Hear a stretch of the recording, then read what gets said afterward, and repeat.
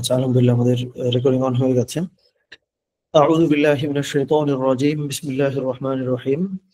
আল্লাহ সুবহানাহু ওয়া তাআলা সূরা বাকারার ৬২ নম্বর আয়াতে বলছেন যে ইন্নাল্লাযীনা আমানু ওয়াল্লাযীনা হাদু ওয়ান নাসারা ওয়াস-সাবিঈনা, অর্থাৎ আল্লাহ সুবহানাহু ওয়া তাআলা ইহুদিদের কথা বলেছেন, নাসারাদের কথা বলেছেন, সাবেয়ীদের কথা বলেছেন যারা অগ্নি পূজা বা বিভিন্ন রকম কুসংস্কারের মধ্যে আসলে ছিল। তো এই যত শ্রেণীর মানুষ আছে, এটা উদাহরণস্বরূপ আল্লাহ সুবহানাহু ওয়া তাআলা বলেছেন। আপনি এখানে হিন্দু, বৌদ্ধ, খ্রিস্টান বা যাদের কথা বলেন না কেন, তো আল্লাহ সুবহানাহু ওয়া তাআলা মানব জাতির সবাইকে প্রথমত অ্যাড্রেস করলেন। এরপরে আল্লাহ সুবহানাহু ওয়া তাআলা ফিল্টার করলেন যে এদের মধ্যে মান আমানা বিল্লাহি ওয়াল ইয়াউমিল আখিরি ওয়া আমিলা সলিহা, যে যারা ঈমান আনলো এবং শেষ দিনের প্রতি বিশ্বাস করলো এবং যে ভালো কাজ করলো। তিনটা বিষয় খুব সিম্পলি আল্লাহ সুবহানাহু ওয়া তাআলা বলেছেন যে আপনি খালি ভালো কাজ করে গেলেন, যে ভালো কাজের পিছনে কোনো পারপাস নাই, সেটাও মিনিংলেস। হয়তো মানুষজন সেখান থেকে উপকৃত হবে, কিন্তু ওটা মিনিংলেস। আবার আপনি ঈমান এনেছেন, ঈমান এনে বসে আছেন, আর কিছু করতেছেন না। অনেক সময় হয় না যে আমি মুসলিমের ঘরে জন্মগ্রহণ করেছি, আমি হয়তো ধরেই নিলাম যে বংশগতভাবে বা পারিবারিকভাবে বা জন্মগতভাবে আমি বোধহয় আল্লাহর কাছে এক ধাপ এগিয়ে গেলাম। আসলে কিন্তু আমরা আগাই না। এই জায়গাগুলোতে আমাদের অনেকের অনেক ভুল ধারণা আছে। কেন দেখেন, খুব গুরুত্বপূর্ণ, আমি এই ব্যাপারটা খুব গুরুত্বের সাথে আলোচনা করবো এবং লাস্ট যেই আয়াতগুলো আছে ওই ওই সেকশনটা নিয়ে আলোচনা করব। দেখেন, আল্লাহ সুবহানাহু ওয়া তাআলা খুবই গুরুত্বপূর্ণ। এটা আমি বলবো, আমি খুব কম বলি কিছু বিষয়ে, যে এই ক্লাসের এই অংশটা, এটা নিয়ে আমি হয়তো নেক্সট উইক জিজ্ঞাসা করবো যে এগুলো আপনারা নিজেদের মধ্যে আলোচনা করছেন কিনা। অ্যাটলিস্ট ৫ জন মানুষকে আপনি এগুলো শেয়ার করবেন, নিজের ফ্যামিলির ৫ জন হোক, বাইরের হোক, রিলেটিভস হোক। সেটা কি, দেখেন এখানে আল্লাহ সুবহানাহু ওয়া তাআলা বলতেছেন যে ইন্নাল্লাযীনা আমানু, বুঝেন, ওয়াল্লাযীনা হাদু, যারা ইহুদি হয়েছে, ওয়ান নাসারা, এবং যারা খ্রিস্টান হয়েছে, ওয়াস-সাবিঈনা, যারা সাবী মানে অগ্নি পূজা বা এরা করতো। আচ্ছা, আমার একটা খুব সিম্পল প্রশ্ন উত্তর আপনারা দেন। এখানে আল্লাহ সুবহানাহু ওয়া তাআলা এই যে মানে ইহুদি, নাসারা, সাবী এই পর্যন্ত বললেই তো হয়ে যেত, তাই না? শুরুতে আল্লাহ সুবহানাহু ওয়া তাআলা ঈমানদারদের কথা কেন বলতেছেন? দ্যাট মিন্স আমি আপনি জন্মগতভাবে, মানে জন্মগতভাবে বলতে আমি যেটা বোঝাচ্ছি যে, হ্যাঁ এটাই বলি, জন্মগতভাবে একটা ইহুদির ঘরের একজন সন্তান, একটা মুসলিম ঘরের সন্তান, জন্মগতভাবে আল্লাহর চোখে দুইজন সেম। এই জিনিসটা আমরা অনেকে বুঝি না, সুপিরিয়র ভেবে ফেলি আমরা আগে থেকেই। নইলে আল্লাহ সুবহানাহু ওয়া তাআলা এখানে দেখেন সবাইকে একটা কাতারের মধ্যে রাখছেন। তার মানে জন্মগতভাবে, যেমন ওই হাদিসটা যে কুল্লু মাউলুদিন ইউলাদু আলাল ফিতরা, যে প্রত্যেকটা আদম সন্তান একই কোয়ালিটি নিয়ে জন্মগ্রহণ করে, একই ফিতরাতের উপরে ওরা জন্মগ্রহণ করে। পরে হলো ওর পিতা মাতা, ওর সারাউন্ডিংস, ওর আশপাশ তারে একটা আইডেন্টিটি দেওয়ার চেষ্টা করে। তার মানে হলো জন্মগতভাবে আমি আপনি যে আইডেন্টিটি পেয়েছি, আমাদের ম্যাচিউরিটি আসার আগ পর্যন্ত আমাদের অবস্থান প্রায় কাছাকাছি। কিছু আনফেয়ার অ্যাডভান্টেজ আমরা পাই, যে আমাদের আশেপাশে খারাপ জিনিস কম থাকে, অন্যদের বেশি থাকে। সো মোটামুটি সিমিলার লেভেলের মানে বিচার আল্লাহ সুবহানাহু ওয়া তাআলা আমাদেরকে কিন্তু করছেন। এরপরে আল্লাহ সুবহানাহু ওয়া তাআলা দেখেন বলছেন, এটা কিন্তু আমার নিজের কথা না ভাই, দেখেন এখানে আল্লাহ সুবহানাহু ওয়া তাআলা বললেন যে ঈমান আনছে, যে ইহুদি, যে নাসারা, সবগুলা একই। এর ভিতরে মান আমানা বিল্লাহি, আবার ঈমানের কথা বলছেন, ওয়াল ইয়াউমিল আখিরি, এবং আখিরাত, এবং ভালো কাজ করছে। দ্যাট মিন্স ইহুদি, নাসারা, খ্রিস্টান, মুসলিম সবাই আল্লাহর চোখে ভালো হওয়ার জন্য তাকে ঈমান আনতে হয় সচেতন ভাবে, তাকে আমল করতে হয় সচেতন ভাবে, তাকে আখিরাতের প্রতি বিশ্বাস করতে হয় সচেতন ভাবে। এটা খুবই ভাইটাল একটা ব্যাপার, এটা আমরা চিন্তা করতেই পারি না বা করতে চাই না আসলে। সো এইটা আমার মনে হয় যে আমাদের মাথায় রাখাটা খুব জরুরি, যে আমি মুসলিম হয়েছি মানে হলো আমি আগায় গেলাম। আসলে তো তা না।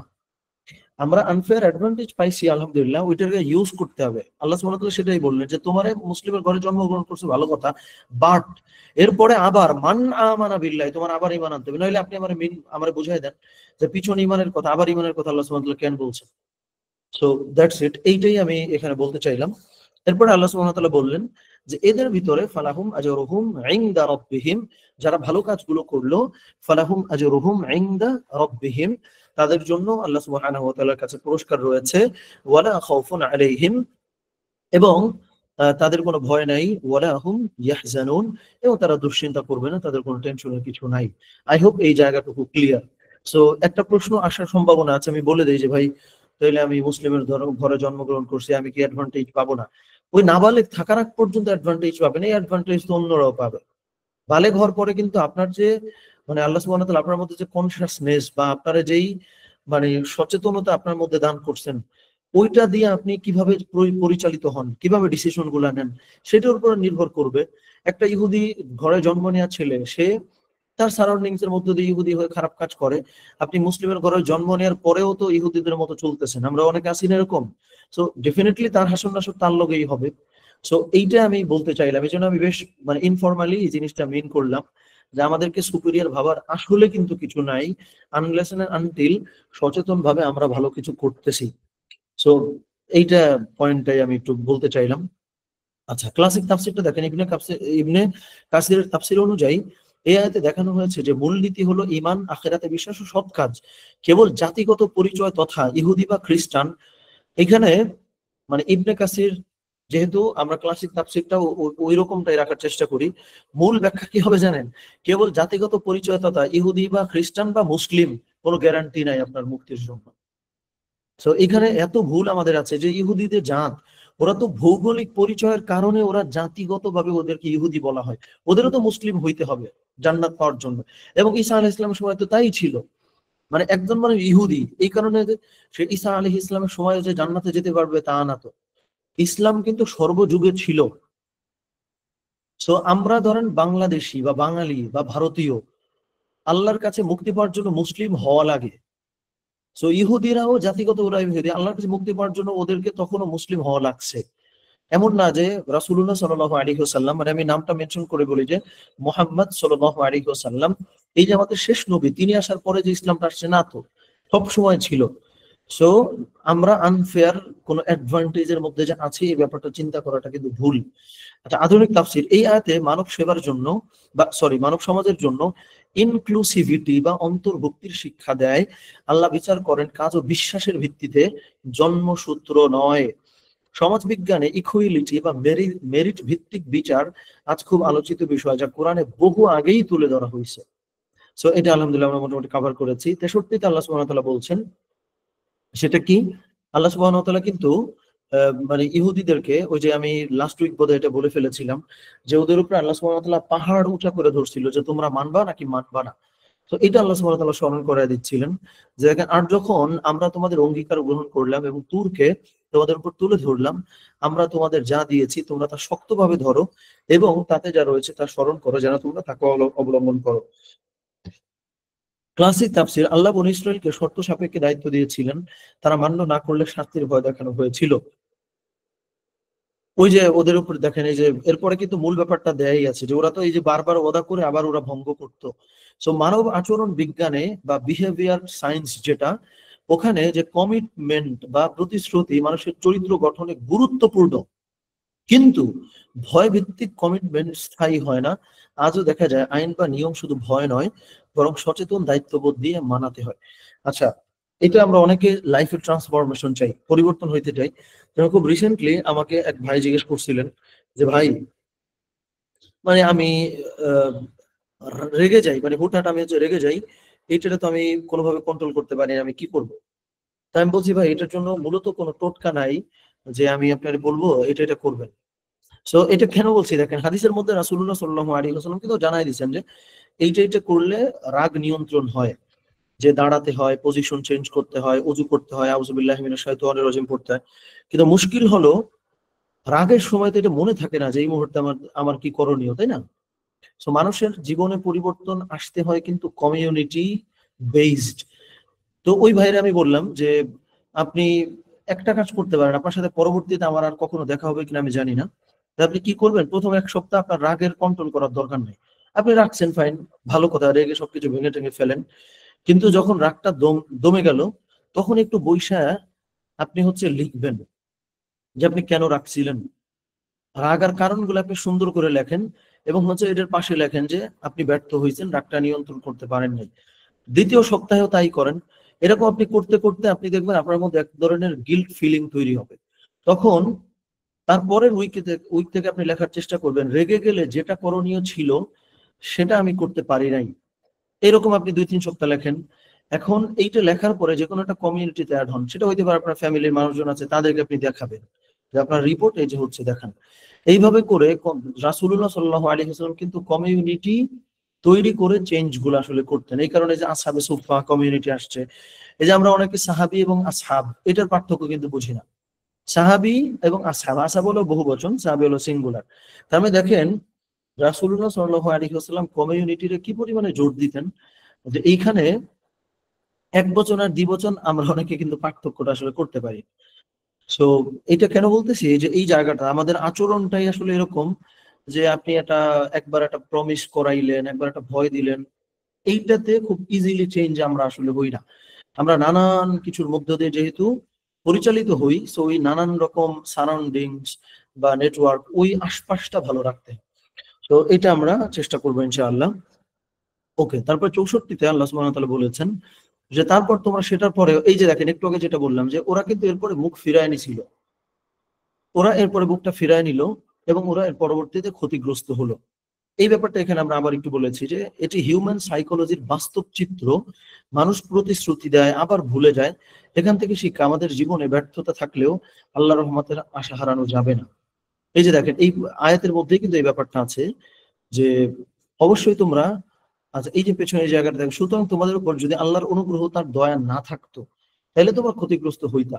মানে এই যে প্রতিনিয়ত আমরা ভুল করি, তখন আপনি কি করবেন? এই যে আপনি লিখছেন যে আমি এটা করতে পারি না, এবার এটা করতে পারছি, লেখার পরে আপনি ততবার গুণে বিশেষভাবে তওবা করেন। তওবা করলেন মানে হলো আপনি রহমত পাওয়ার জন্য এলিজিবল হইলেন। তো এইভাবে করে প্ল্যান করে ক্যালকুলেটিভ ওয়েতে হলো নিজের ট্রান্সফরমেশনটা আনতে হয়। তো এই চেষ্টাটা আমরা ইনশাল্লাহ করব।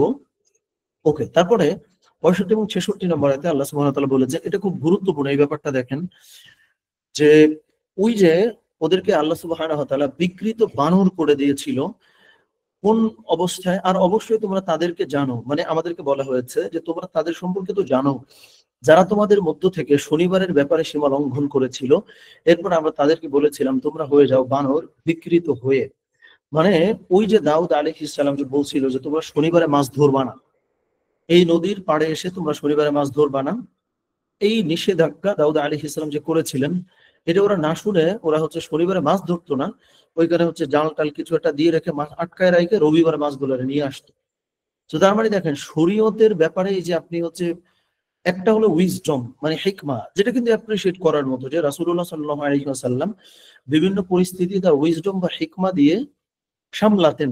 আর একটা হলো বিকৃত, দুটো কিন্তু আলাদা, যে আপনি শরীয়তের একটা ব্যাপার বিকৃত করলেন, এটা কিন্তু খারাপ। মানে এই দুইটা মিলাই ফেললে ঝামেলা। আমরা অনেকে হয় কি খুব রিজিড হয়ে যায়, আমরা বুঝি না যে শরীয়তে আমাদের যে কমন সেন্স, এটা কিন্তু অ্যাপ্লাই করার সুযোগ আছে। রাসূলুল্লাহ সাল্লাল্লাহু আলাইহি ওয়াসাল্লামকে সাহাবায়ে কেরাম রাদিয়াল্লাহু তাআলা আনহুম জিজ্ঞেস করছেন যে যখন হচ্ছে যে কোরআনেও আমরা একটা জিনিস পাবো না, হাদিসেও পাবো না, মানে কোরআন হাদিস তো সবই আছে কিন্তু ডিরেক্ট আমি হয়তো পাচ্ছি না, তখন নবী করিম সাল্লাল্লাহু আলাইহি ওয়াসাল্লাম কিন্তু বলছিলেন যে তখন তোমরা তোমাদের কমন সেন্স অ্যাপ্লাই করবা, মানে যেটাকে ওই যে কোরআন হাদিস ইসমা কিয়াস বলা হয়, মানে শরীয়তের ভাষায় কিয়াস বলে যেটা বোঝানো হয়।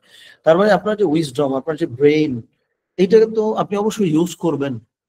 এখন একটা হলো ইউজ করা, আর একটা হলো মানে অ্যাবিউজ করা, বিকৃত করা, দুইটা কিন্তু পার্থক্য আছে। সো ওরা এটা বিকৃত করছিল, বাড়াবাড়ি করছিল, এবং এরপরে আল্লাহ সুবহানাহু ওয়া তাআলা ওদেরকে বিকৃত বানর বানিয়ে ফেলেছিল। এরপরে আর একটা খুব সুন্দর ব্যাপার আল্লাহ সুবহানাহু ওয়া তাআলা বলে দিলেন, যে এরপর এই যে যে ঘটনা, এই যে যে ইনসিডেন্ট, যে বানর হয়ে গেল, সেটার জন্য যা তার সামনে রয়েছে এবং যা তার পিছনে রয়েছে এবং মুত্তাকিদের জন্য উপদেশ, মানে ওই জামানার মানুষের জন্য, তার পরবর্তী জামানার জন্য, এবং যারাই মুত্তাকি তাদের জন্য এই বিষয়টার মধ্যে শিক্ষা রয়েছে। এটি আল্লাহ সরাসরি শাস্তি যারা অহংকার করে, সীমা লঙ্ঘন করেছিল। আচ্ছা, একটা মিনিট।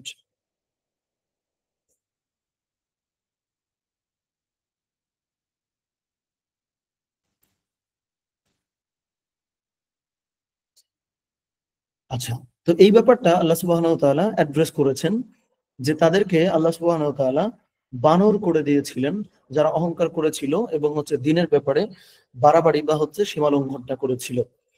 আচ্ছা, এখানে আসেন মনোবিজ্ঞান, এটা খুব গুরুত্বপূর্ণ, মানে দুইটা ব্যাপার এখানে হাইলাইট হয়ে আছে, আমরা দেখব। মনোবিজ্ঞান ও সমাজ বিজ্ঞানের ভাষায় এটি ডিহিউম্যানাইজেশন। যখন মানুষ নৈতিকতা হারায় তখন ধীরে ধীরে পশুত্বে নেমে যায়। এখানে শারীরিক রূপান্তর হোক বা প্রতীকী শিক্ষা হলো অন্যায়ের ফল, নৈতিক পতন। এই যে দেখেন, তার মানে হলো আল্লাহ সুবহানাহু ওয়া তাআলা ওদেরকে বানর করেছিলেন। এই ঘটনা থেকে আমরা দুইটা জিনিস পাবো। খুবই গুরুত্বপূর্ণ। আমরা তো সারা জীবন এই ব্যাপারটা শুনেই ইউজ টু ছিলাম যে আল্লাহ সুবহানাহু ওয়া তাআলা ওদেরকে বানর তৈরি করেছেন, নাউযুবিল্লাহি মিন যালিক। এইটা সত্য। এখান থেকে আরেকটা খুব গুরুত্বপূর্ণ লার্নিং হলো, আল্লাহ সুবহানাহু ওয়া তাআলা এইটুকু বলেই কিন্তু ক্ষান্ত হতে পারতেন যে ওদেরকে হচ্ছে যে ক্ষতিগ্রস্ত করেছিল, ওদেরকে বিকৃত করেছিল, ওদেরকে ধ্বংস করছিল। এখানে আল্লাহ সুবহানাহু ওয়া তাআলা বানর কথাটা বলেছেন। তার মানে আমি আপনি যখন উল্টাপাল্টা করব, আমরা ডিরেক্ট হয়তো মানে ওই যে মানে শারীরিক বিকৃতি হয়ে মানে বানর হয়ে যাব তা হবে না, পশু কিন্তু আমরা ঠিকই হব। এটা কিন্তু হয়। আপনি দেখেন আপনার ডান বাম চারপাশ, এই যে সরাসরি, এটা আমার বানানো কোনো কথা না। মানে আল কোরআনে আল্লাহ সুবহানাহু ওয়া তাআলা বানর বলছেন, এটা নিয়ে আমি আপনি ফিকির করব না? এটা নিয়ে তো আমাদেরকে চিন্তা করা লাগবে। সো চিন্তা করে আপনি এই পরিণতিতে আসেন যে আল্লাহ সুবহানাহু ওয়া তাআলা বলছেন, আসলেই মানুষ যখন একটা ভুল করে, পাপ করে, করতে করতে করতে করতে করতে সে সত্যিকারের অর্থেও বা সত্যিকারের অর্থেই সে কিন্তু বানর হয়ে যায়। বুঝতে পারলেন? এই বানর সে কিন্তু হয়ে যায়, মানে সে পশু হয়ে যায়, সেটা বিকৃতির মধ্যে চলে আসেই। তো এই ব্যাপারটা আমরা অবশ্যই বুঝে চলার চেষ্টা করব যে শারীরিকভাবে আমি বানর হইতেছি না। মানে ব্যাপারটা হচ্ছে যে অনেকটা এরকম যে খুব ফানি একটা স্টোরি আছে, এটা বোধহয় আমরা অনেকে শুনছি, যে এক লোক সারাদিন তারে হচ্ছে যে আপনার হচ্ছে কি বলে, সারাদিন তারে মানে জুতার মালা পরায়া হচ্ছে ঘোরানো হয়েছে, এদিকে নেওয়া হয়েছে, ওইদিকে নেওয়া হয়েছে, গালিগালাজ করা হয়েছে, সবকিছু করা হয়েছে। তো সবকিছু করার পরে সে দিন শেষে সে বলতেছে, আহ আমি তো শুনলাম আমার এটাকে অপমান করবে, অপমান তো করলো না, বা অপমানটা কখন করবে। তো বিষয়টা হচ্ছে, আমরা পশু, দাউদ আলাইহিস সালামের সময় বনী ইসরাইলের ওরা যে পশু হইছিল, আমরা পশু হচ্ছি না, তার মানে কি পশু হইলাম না? মানে আমরা তো চরিত্রে অনেকে অলরেডি পশু হয়ে গেছি, মানে আমরা মানে মিনস আশপাশ সারাউন্ডিংস। তো আল্লাহ সুবহানাহু ওয়া তাআলা এই জায়গা থেকে আমাদেরকে হেফাজত করেন। দেখেন আজকে একটা জন্তু জানোয়ার, একটা পশু, তার সামনে আপনি দিবেন, সে মানে ভুল চুক কিছু বুঝবে না, সে আপনার একটা ক্ষতি করে ফেলবে নানান কিছু। কারণ তারা তো আল্লাহ সুবহানাহু ওয়া তাআলা ওই সচেতনতা দান করে নাই, আমার আপনারা তো মানুষ দান করছে, তাই না? তো ওইটা আমরা হারাইলাম, মানে তো আমরা দাউদ আলাইহিস সালামের ওই যে ডিহিউম্যানাইজড হয়ে যাওয়া, আসলে তো তা হয়েই গেলাম। তো আল্লাহ সুবহানাহু ওয়া তাআলা এই জায়গা থেকে আমাদেরকে হেফাজত করেন। সো এইটা একটা গুরুত্বপূর্ণ বিষয় ছিল। আর একটা গুরুত্বপূর্ণ ব্যাপার আমি বলি, সেটা হলো বনী ইসরাইলের সময়কার খুব বিখ্যাত ঘটনা, যে একটা মৃত্যুর ঘটনা ঘটে, যে হচ্ছে একজন লোক আর একজন মানে একজন লোক নিহত হয়। সো নিহত হওয়ার পরে কাকে মানে কে ওই লোকটাকে হত্যা করেছে এটা বের করার জন্য মুসা আলাইহিস সালামের কাছে ওরা সবাই এসছে, বনী ইসরাইলের লোকজন। তো আসার পরে মুসা আলাইহিস সালাম বলতেছেন যে একটা কাজ করো, একটা গরু জবাই করো, গরু জবাই করে এই লোকটার উপরে হচ্ছে, মানে ডিরেক্ট কিন্তু এটা বলা নাই যে মাংসের টুকরাটা ছুঁড়ে মারো, মানে আমরা যেটা শুনে অভ্যস্ত আমি সেটা আগে বলতেছি, যে একটা গরু জবাই করে ওই গরুর মাংসের যে মানে যে টুকরা, ওই টুকরাটা এই লাশের উপরে তোমরা ছুঁড়ে মারো, তাইলে হচ্ছে এই লোক বলে দেবে কে তাকে হত্যা করেছে। এটা আমরা শুনি, তাই না? এটা আমরা শুনছি। মূল গল্পটা আর একটু অন্যভাবে আল্লাহ সুবহানাহু ওয়া তাআলা বলেছেন। আল্লাহ সুবহানাহু ওয়া তাআলা কিন্তু ডিরেক্ট একদম আপনার ইভেন্ট গুলা স্টেপ বাই স্টেপ বলে যান নাই। আল্লাহ সুবহানাহু ওয়া তাআলা জানাইছেন কোনটা, যে বনী ইসরাইলদেরকে মুসা আলাইহিস সালাম একটা গরু জবাই করতে বলেন, এবং এটা তোমরা যদি জবাই করো তাইলে তোমরা জানতে পারবা কে এই লোকটাকে হত্যা করেছে।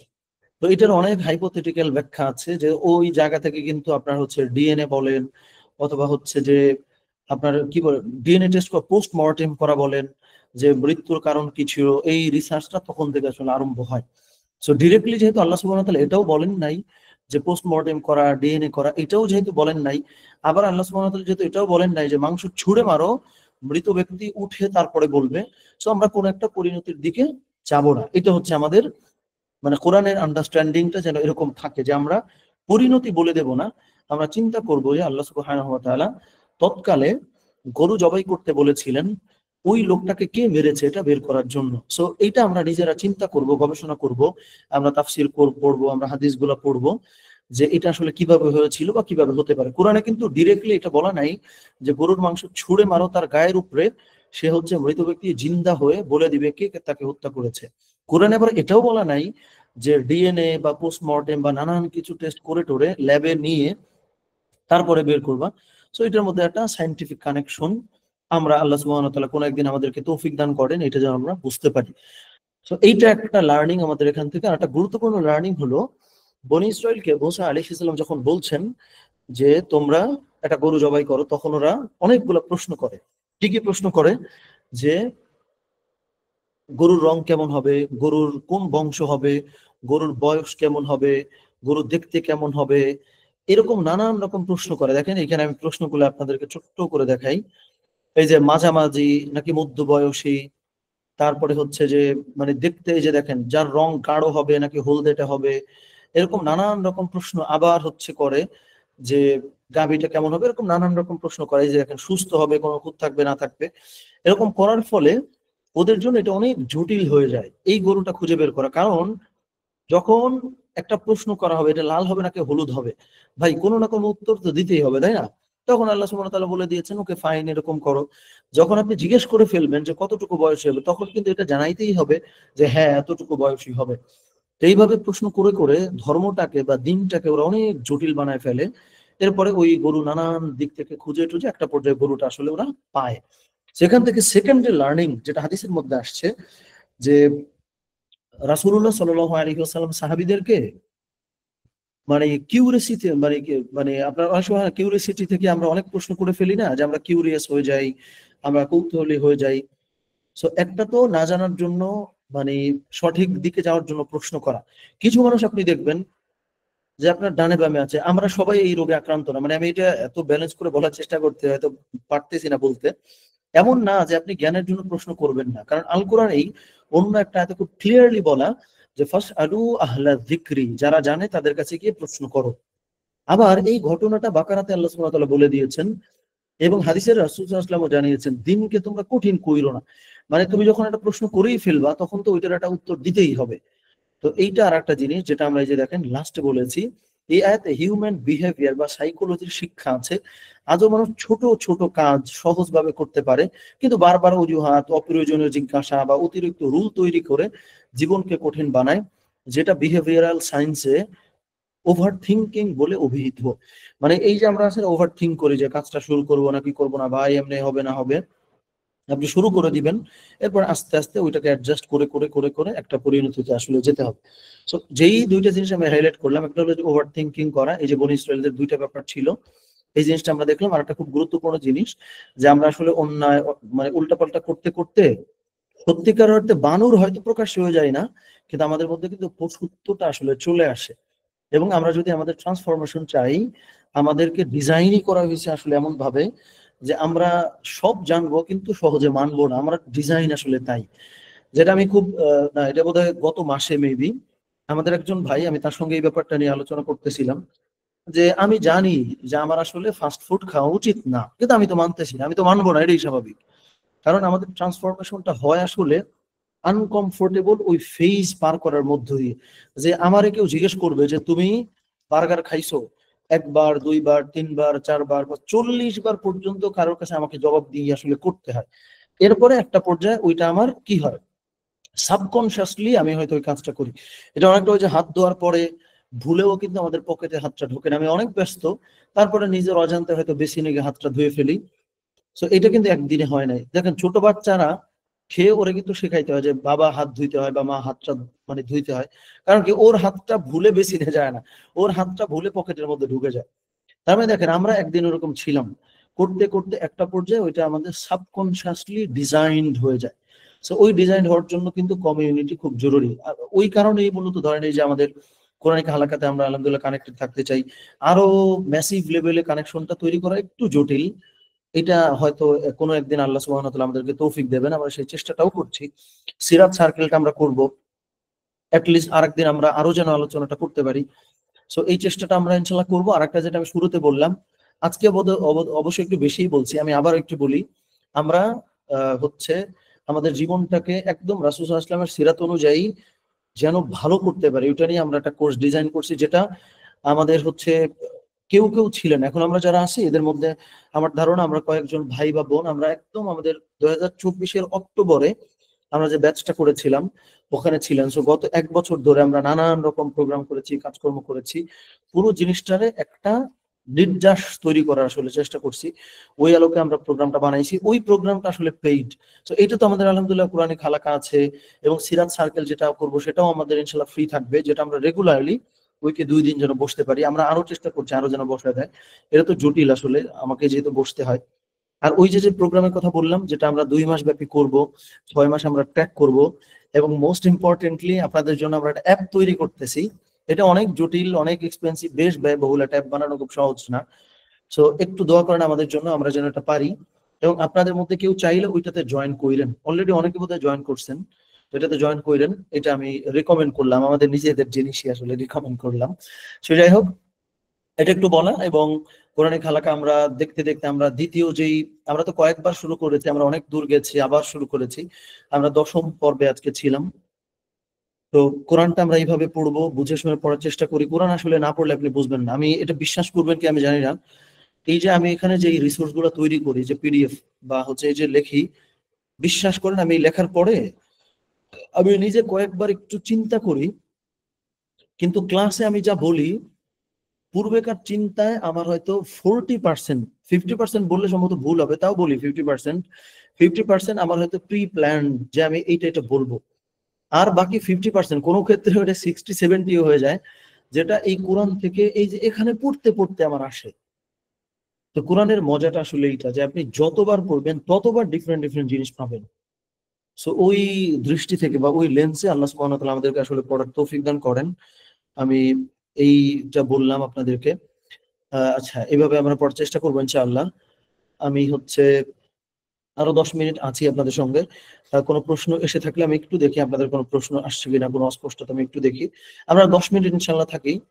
10 মিনিট থেকে তারপরে আমরা 10টার আগেই বোধহয় বেরিয়ে যেতে পারবো ইনশাআল্লাহ। আচ্ছা, ওয়েবসাইটে জয়েন করব কিভাবে? ওয়েবসাইটে জয়েন করব কিভাবে আমি বোধহয় বুঝি নাই।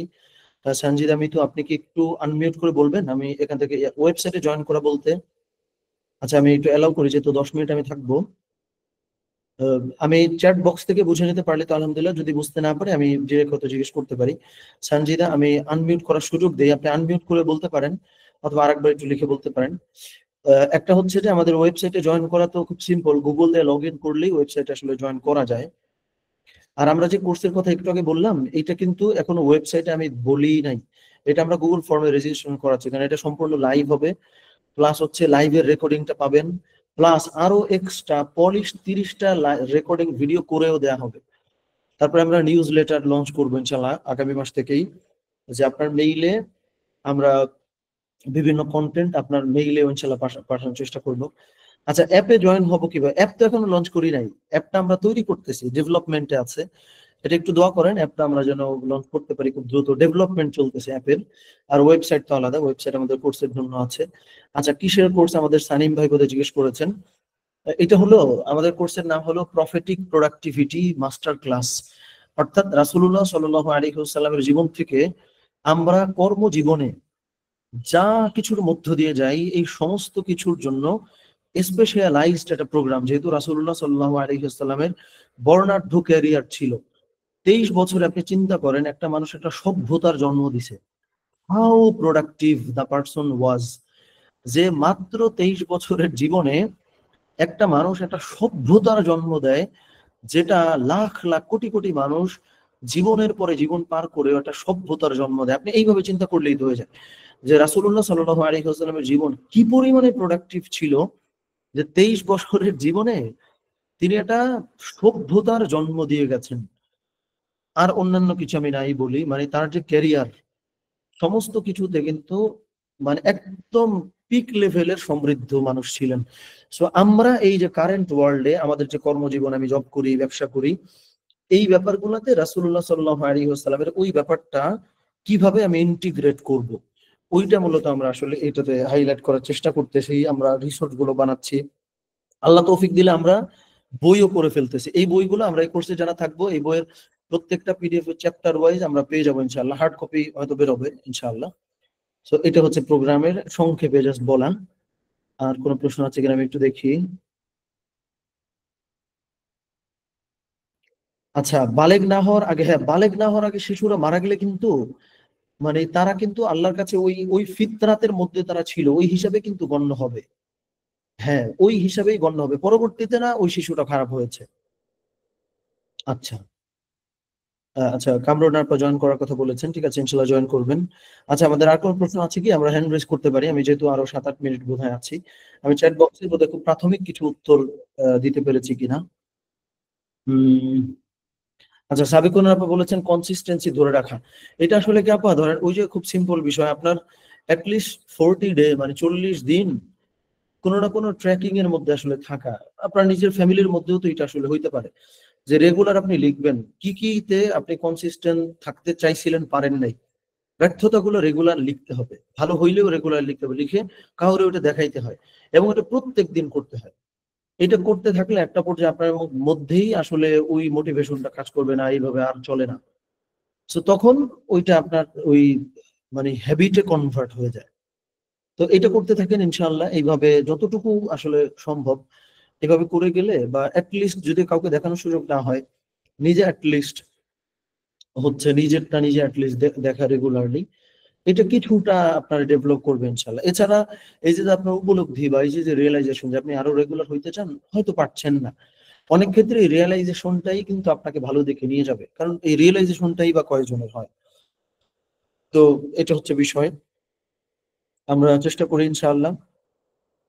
আমরা আজকে তাহলে আমাদের যেটা ছিল সেটা হচ্ছে যে সূরা বাকারার ৮ নম্বর রুকু ছিল, ৬২ থেকে ৭১ নম্বর আয়াত পর্যন্ত কোরআনের কালাকার ১০ম পর্ব ছিল। আমরা এই অংশের তিলাওয়াতটা আমরা শুদ্ধ করবো ইনশাআল্লাহ। তারপরে হচ্ছে যে আমাদের হলো উম এবং এই অংশটা নিয়ে পড়াশোনা করে একটা বক্তব্য রেডি করবো এবং হচ্ছে চেষ্টা করবো এটা মুখস্থ করার। আমাদের সম্ভবত আনিস ভাই মুখস্থ করার চেষ্টা করছেন, আমার যতটুকু, আমার যদি সঠিক মনে করে থাকি। এটা হচ্ছে বিষয়। হ্যাঁ, আমাদের তাহমিনা একটা খুব ভালো আইডিয়া বলেছেন, তালিম করা। এটাও খুব ভালো আইডিয়া। আপনি রেগুলারলি বাসায় যদি তালিম করা হয়, তাহলে তালিমের মধ্যে আপনি ফ্যামিলি মেম্বারদেরকে জিজ্ঞেস করবেন, এই তোমার কি অবস্থা, তোমার কি অবস্থা বলো। এটাও খুব সুন্দর আইডিয়া, তালিমও হয়ে গেল, ট্রেকিং করাটা হয়ে গেল। আচ্ছা, সানিম বোধহয় জিজ্ঞেস করেছেন আমাদের, হ্যাঁ, মুহাসাবার লাইভ আসলে এখনো শুরু হয় নাই, অনেকে আলহামদুলিল্লাহ অলরেডি জমা দিয়েছেন। এটা আমি এখনো পেরে উঠে, আমি দেখি খুব সিরিয়াসলি চেষ্টা করছি আমাদের পেন্ডিং লাইভ গুলো, এটা যেহেতু রেগুলার করতে হবে, তো শুরু করে দিলে তো আর আমি থামাবো না ইনশাআল্লাহ। সেই কারণে একটু দেরি আসলে হয়ে যাচ্ছে। তো এটাও আমি দেখি খুব soon শুরু করব। ঠিক আছে, তাহলে ইনশাআল্লাহ আজকে এ পর্যন্ত আমরা থাকি। আল্লাহ সুবহানাহু ওয়া তাআলা আমাদের সকলকে কোরআনকে সত্যিকারের অর্থে ওই লেন্সে পড়ার তৌফিক দান করেন, যে রিফ্লেকশন গুলো খুব রেগুলারলি আমাদের জীবনে যেন থাকে। আমিন। আসসালামু আলাইকুম ওয়া রাহমাতুল্লাহি ওয়া বারাকাতুহু।